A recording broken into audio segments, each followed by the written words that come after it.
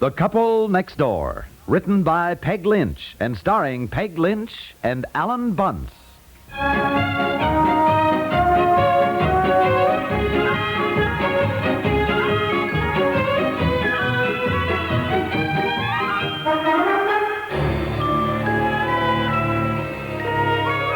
Oh, now look here, honey. If you're going to paint around the windows, be careful, will you? Don't paint on the glass. That'll all have to be scraped off, and it's a terrible job. I'm being careful. Oh, dear, do you think we'll get the downstairs painted and papered before Thanksgiving? You sure will. Charlie, Madge! Oh, for heaven's goodness sakes, we didn't hear you two come in. Yeah, we're back again tonight, reporting for work. Oh, yeah. Hey, pal. Huh? How come you never told me you were in a jam? What? What do you mean? Well, imagine I saw it in the paper tonight. What's all this about you coming up for trial next Monday on a jaywalking charge? I thought I told you that. What happened about a month ago? No, not a word. Well, I would rather not talk about it, Charlie. He makes me so mad. The very day the city started this new cleanup campaign of, don't throw things on the sidewalk, candy wrappers, cigarettes, don't double park, and don't jaywalk. That's the day he takes to jaywalk. I did not jaywalk. Well, now, the cop said you did and arrested him. And, of course, he resisted arrest, argued with the officer, got hauled to the station where he sailed into the desk sergeant. Oh, brother, don't ever argue with that guy. He'll throw you in the jug. He did. Oh, I don't believe yes, it. he did. And I said, for heaven's sakes, don't argue. Pay the $2. It is not $2. It's $15. And I did not jaywalk. I had to get him this expensive lawyer. Ed Masterson. Jack was still out of town. Masterson got him out of jail. He pleaded not guilty. And the magistrate set a date for the trial, which he insists on having. Now, look, would you plead guilty to something you didn't do, Charlie? I ask you. I did not jaywalk. On top of that, I was humiliated. This big cop yells over the loudspeakers, "Hey, you in a tweed coat and a brown hat carrying a paper parcel. Hey, you," he says. That was our orange juicer in the paper parcel. I asked him to drop it off to have it repaired. All the seeds jiggle through. Oh, I know what you mean. They do on mine, too. What you have to do is get that little knob on the side adjusted. Well, I thought it was probably some simple thing, Look, but could I just once tell my story without you going on about the orange juicer, which has nothing to do with I'm sorry. Go on, dear, go on. I don't know where I was now. The cop yelled, "Hey, you," over the loudspeakers. Oh, yeah. All right, now, just let me fill in the details, Charlie. And you be the judge. See, now, to begin with, nobody in this country is a more law-abiding citizen than I am.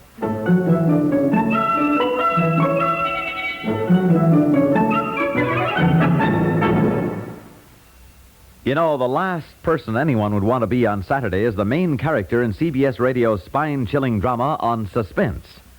Only one fate could be worse, and that's not to hear our next suspense story at all. It's a thrilling tale about someone caught in a life-and-death situation. Packed with surprises, with tension mounting all the time, Saturday's drama on Suspense will keep you spellbound. Another excitement in store for you on CBS Radio this weekend involves our insurance sleuth, Johnny Dollar. And Johnny, on the other hand, is someone we'd all like to be. His detective duties lead him around dangerous corners where dangerous people wait. All the same, his daring exploits, his well-padded expense account, and his knack for attracting lovely ladies make life interesting for him.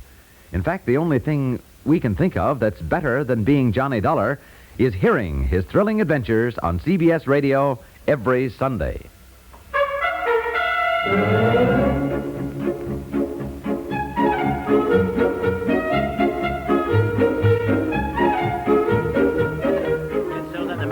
Said, "Do you plead guilty or not guilty?" And I said not guilty, and he sets the date for the trial. Now, I ask you, Charlie, would you pay $15 for something you did not do? Would you, Charlie? Well, gosh, I don't know, pal. It may cost you more in the long run. Boy, I'll say it will. Legal advice, court charges. That's what I keep telling him, Madge, but he is determined to see justice done. It is the principle of the thing. It isn't the money. Now, look here. If the trial is set for next Monday, have you got your defense ready?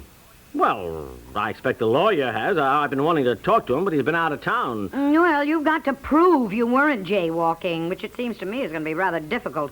It's your word against the cops. And it's been my experience. Yeah, and heavens knows she's had plenty. Yeah. Oh, boy, what I've shelled out in traffic tickets. Of course, everybody else in town goes crazy trying to find a parking place, but not Madge. She just parks it by a hydrant or a bus stop or right smack across a warehouse driveway. Oh, Charlie, I do not. But as I started to say, it has been my experience that a policeman's word is better than yours. The light said walk when I walked across the street. Anyhow, I'm going to leave those details up to the lawyer. That's what I'm paying him for, after all. Anyhow, my real defense is that I am a law-abiding citizen who was arrested unjustifiably. And I intend to say a few words on that subject when I'm on the stand, too. Have you already thought up what you're going to say, dear? Well, roughly. I haven't written down anything, but I just want to say a few words about justice and liberty and the rights of a law-abiding citizen. You want my advice, pal? Huh? Why? Forget it. Plead guilty and pay the fine. Hey, look, pal, I've been in those courts. They don't waste time listening to guys giving speeches. I've got something to say, and I'm going to say it. Well, then you better leave the painting to us tonight, dear, and you can get by yourself and start writing it out. You can spend the weekend memorizing it. No, she's right. She is right. You certainly don't want to make a fool of yourself on the witness stand. I do not intend to make a fool of myself on the witness stand, as you put it, Madge. I'd rather hope that my wife and friends would be proud of me. Oh, we will. We will, dear. Yeah, Darling, sure. yes. Well, if you'll Pal. excuse me, maybe I'd better get off by myself and start writing it out. Yes, that's all right, darling. You go on. You go on. We'll go on painting. Yeah, sure. That's okay. Thank you.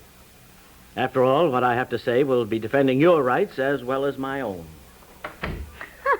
Who is he trying to be? Patrick Henry? For heaven's sake, he was only jaywalking, wasn't he? Well, the night before it happened, Madge, we had just seen an old movie with Paul Muni about Emile Zola and the Dreyfus case. Ah, well, that explains a lot. We saw an old movie with Paul Henry, and for weeks afterwards, Charlie kept lighting 2 cigarettes and very romantically giving me one. Oh, cut it out, man. Now, where's the paintbrush I had last night, huh?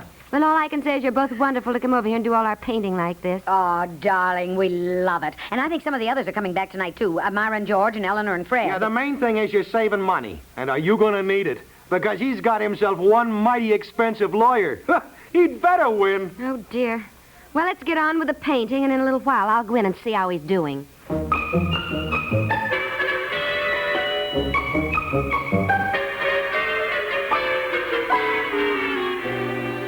Dear, thought I'd come in and see how you're doing. Oh, I'm doing all right, I guess. Keep it short now. Yes, I will. Charlie finished painting the front hall, now we're all started in the dining room. Huh? Oh, that's wonderful. Charlie thought you might like to read what you've written to everybody, before they leave tonight. Myra and George are in there, too, and maybe sort of get everybody's opinions. Oh, no, my gosh. Look, I won't have it written tonight anyhow. I'm just trying to polish it as I go along and make revisions.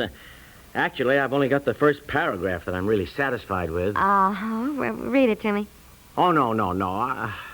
I do think it starts out pretty well, if I do say so myself. Well, let's hear it. I mean, it's not brilliant, I suppose, but I do think that... All right, well, read it to me. Well, I know the first sentence is okay. Now, you ready? Yes, fine, dear. Yes, go on. Mm. Well, look at me, will you? Stop dusting the arm of the chair. Oh, I'm not dusting, dear. I thought I saw a scratch on it. Oh, all right, I'm looking at you. And I'm all ears. Mr. Piper, have you a few words you wish to say to the court? Yes, Your Honor. It is my desire, and the desire of all men, as so nobly set forth at the birth of our great nation, to voice the cry of justice that must be heard, that will be heard, that shall be heard throughout the land. What will be heard? Justice. Oh, well, I'm sorry, dear. It was so flowery, I didn't get it. Flowery? Well, You consider the Gettysburg Address flowery? Well, no, but you're not trying to write anything like the Gettysburg Address, are you? For heaven's sakes, you were only arrested for jaywalking. Well, now, look here. I'm not going to get up in court and just say, well, I don't think I should have been arrested because I wasn't jaywalking. How would that sound? Well, I guess everybody would know what you're talking about anyhow. You don't think that my first sentence is clear? No, I don't, dear. Well, it's clear in a way, but honestly, honey, you seem to go all around Robin Hood's barn to get there. All right. May I ask then, what would you say? Well, I wouldn't say anything at all. I'd have paid the fines. If you were giving this speech... All right, let me see it. Give me your pencil. First of all, I think it should be shorter. Now, you want me to see what I can do here, using all these sort of same words? Well, yes, that would be nice, since I've spent 2 hours on the first paragraph. Well, first of all, I think you should add the word right. It is my desire and right. Oh, Right, what I okay, would all just- right, okay. Then, It's all right. put your throughout the land up here. Oh, no. I like it at the end. Put it right up here, and then cross out this and this Oh, and this. don't- Well, Dolly, so it reads this way. Well- It is my desire and right, as it is the desire and right of all men throughout our land, to cry out in the defense of justice. What do you think? I think I should have paid the $15 fine. I don't think that sentence is bad, dear. Now listen to it again. It's fine. It's fine. It's just that, well, now, for the first time, I'm beginning to get cold feet. Well, if I may make a suggestion, you call your lawyer. Call him at home and tell him you have got to see him tomorrow. Find out what he's going to say, and then maybe you'll know better what you should say. Yeah. Well, my gosh. What if, as Madge said, I do make a fool of myself on the witness stand? You won't, dear. Now call your lawyer.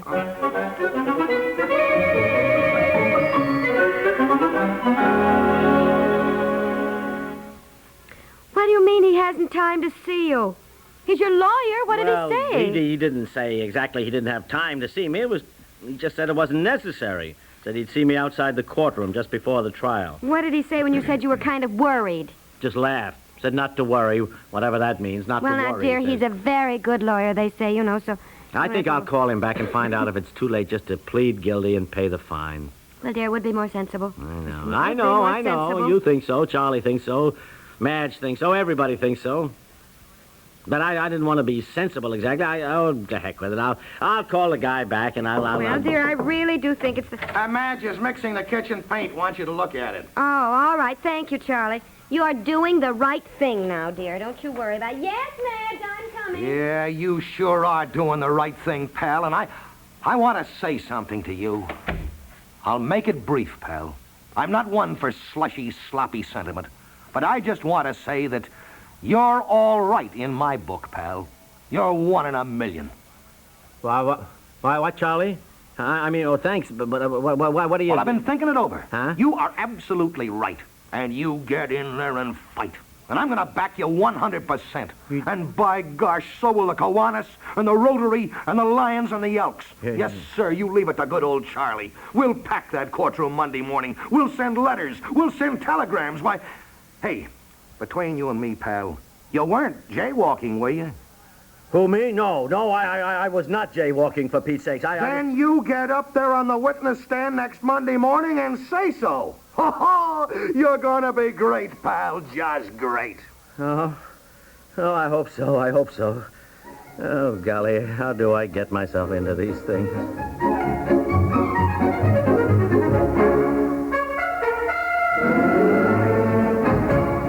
10 times each weekend on most of these same stations, Rosemary Clooney and Vic Damone drop by with a cheery hello and a song. And every time they do, things go from better to best.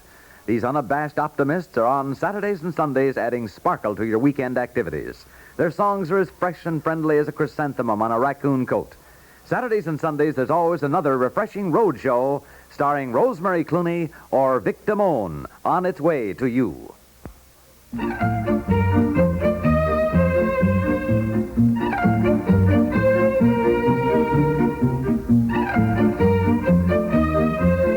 The Couple Next Door is written by Peg Lynch and stars Peg Lynch and Alan Bunce with Audrey Christie and Don Briggs and is produced by Walter Hart.